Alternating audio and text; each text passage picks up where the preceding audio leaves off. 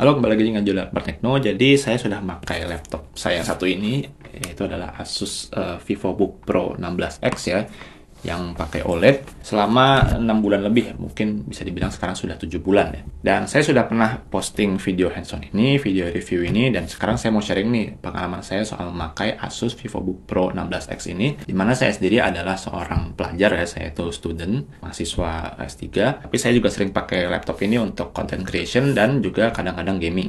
Nah, untuk spesifikasinya saya akan kasih lengkap di layar aja ya. Tapi secara singkat ini yang pakai model Ryzen 5 5600H, kemudian RAM-nya 16 GB, dan storage-nya 500 GB SSD. Nah, untuk layar sendiri sesuai namanya ini pakai layar 16 inci rasio 16:10. Kemudian panelnya itu OLED 4K dengan response time yang sangat-sangat cepat dan color gamut dan color akurasi yang sangat-sangat baik juga. Nah, pada video ini saya akan sharing nih apa saja sih hal-hal baik, hal-hal yang menurut saya sangat-sangat memuaskan pada saat saya memakai laptop yang satu ini, dan juga beberapa hal yang menurut saya itu agak-agak luar ekspektasi ya. Karena kalau kita lihat secara spesifikasi nih di atas kertas, ini benar-benar sangat-sangat promising, tapi ternyata ada beberapa hal yang menurut saya itu agak-agak kurang memuaskan setelah saya memakai ini selama setengah tahun lebih. Oke, mari kita mulai dari yang bagusnya dulu. Jadi kalau secara performa, raw performance ya, apalagi buat gaming, ini bisa dibilang menurut saya sudah sangat-sangat memuaskan. Karena ini pakai Ryzen 5 5600H yang punya 6 core dan 12 thread. Nah, performa dari 5600H ini kalau untuk gaming menurut saya nggak ada masalah sama sekali, apalagi ditandamin dengan RTX 3050 yang ada pada laptop ini.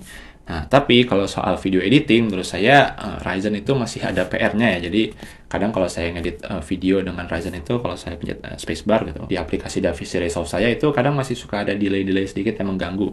Saya bukan pemakai Premiere karena buat saya Premiere itu agak terlalu mahal dan saya harus bayar bulanan. Dan kalau saya pakai aplikasi CapCut ya, yang lebih ringan lagi, itu menurut saya nggak ada masalah. Bahkan juga bisa dibilang CapCut itu setelah beberapa kali update sudah semakin lancar, baik di laptop Intel ataupun laptop AMD ya, sudah lebih jarang crash-nya. Tapi saya utamanya adalah pengguna DaVinci Resolve karena saya jauh lebih berpengalaman di situ, dan saya juga butuh sedikit color grading. Dan kalau saya sudah mulai editingnya itu banyak layernya ya, jadi layernya itu nggak cuma talking head seperti ini ya, video kamera iRaw seperti ini, tapi juga ada B-roll atau bahkan B-roll itu sampai beberapa lapis. Oke, saya akan mulai dulu dari yang oke-nya dulu. Saya akan bahas soal gaming ya. Jadi kalau gaming dengan laptop ini menurut saya tuh sudah sangat-sangat memuaskan ya, karena pertama kombinasi Ryzen 5 5600H plus RTX 3050 yang ada pada laptop ini itu bisa dibilang sangat-sangat oke.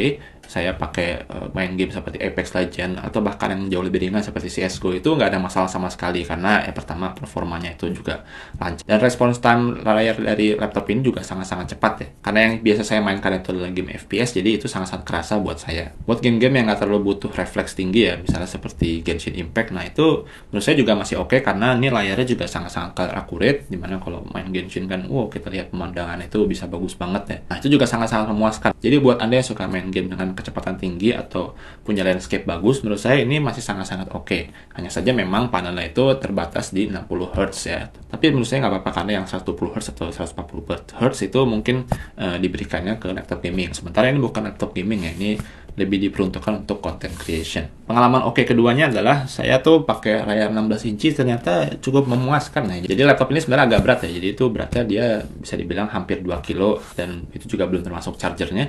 Tapi dengan layar yang sebesar ini, kalau saya bekerja udah duduk di cafe atau di meja tempat kerja umum, itu begitu sudah buka layarnya ya enak gitu. Jadi semua data-data yang mau saya edit hari itu jadi kelihatan semua. Bahkan kalau saya sudah split screen pun masih kelihatan banyak. Ini bikin kalau saya sudah duduk ya, sudah mulai bekerja dengan laptop ini dan kerjanya itu di meja, itu bisa bikin saya cukup produktif dalam bekerja. Buat kerja yang non-office seperti video editing pun juga enak karena banyak layer video yang bisa saya lihat dalam satu waktu dan saya jadi nggak usah sering-sering scroll ya. Saya sendiri berangkatnya dari MacBook Air 13 inci di mana itu secara performa mungkin oke, tapi layar itu agak-agak kecil. Sementara begitu saya pindah ke sini tuh kelihatan tuh layarnya besar, jadi banyak konten yang bisa saya lihat dalam satu waktu. Hal lain yang saya suka dari laptop ini adalah soal battery life ya. Jadi ini mungkin memang benar-benar keunggulan Ryzen ya. Ini saya nggak menyangka kalau laptop sebesar ini dengan panel besar, kemudian juga power ya cukup tinggi, itu bisa tahan cukup lama lah. Jadi kalau saya itu cuma kerja office itu saya mungkin bisa tahan sampai 5-6 jam, mungkin karena baterainya besar ya. Sementara untuk processor Ryzen-nya itu sendiri bisa dibilang cukup energy efficient, dan RTX 3060-nya pun nggak harus aktif kalau memang tidak dibutuhkan. Saya juga suka kelengkapan port dari laptop ini bisa dibilang sudah sangat-sangat sufficient, sudah sangat cukup buat saya. Ada port HDMI, ada port USB Type-A, ada 3 buah, ada juga port Type-C kalau Anda butuh, dan juga ada port micro SD, meskipun saya lebih suka full SD card ya ketimbang yang micro SD. Buat dipakai penonton juga, layar 4K yang ada pada laptop ini menurut saya juga sangat-sangat oke lah, karena ya Anda tuh bisa playback dengan resolusi 4K, itu satu. Lalu kedua juga color akurasinya bagus, color juga cerah ya, vibrant.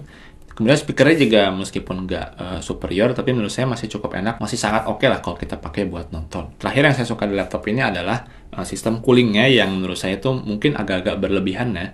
Tapi kadang memang laptop ini suka kenceng ya suara kipasnya, apalagi kalau lagi main game. Tapi kalau di luar itu kipasnya itu jarang berbunyi ya, sehingga kalau saya mau silent ya, kerjanya silent tapi performanya masih ya acceptable, itu sangat bisa dengan laptop ini. Tapi kalau memang saya sedang lagi kerja serius ya, misalnya lagi ngedit dokumen Word atau video editing, terutama untuk video editing lah, karena video editing itu biasanya kalau awal-awal tuh ya kerasanya sangat-sangat ringan, tapi begitu tambah layer, tambah efek dan sebagainya, itu semakin lama semakin berat, dan kipasnya itu biasanya akan mulai menyala. Nah, begitu mulai nambah tuh beban kerjanya, dan harusnya itu beberapa laptop sudah mulai throttling, di laptop ini nggak throttling, karena mungkin menurut saya sih Ryzen 5 itu agak terlalu underpower untuk cooling yang semantap ini.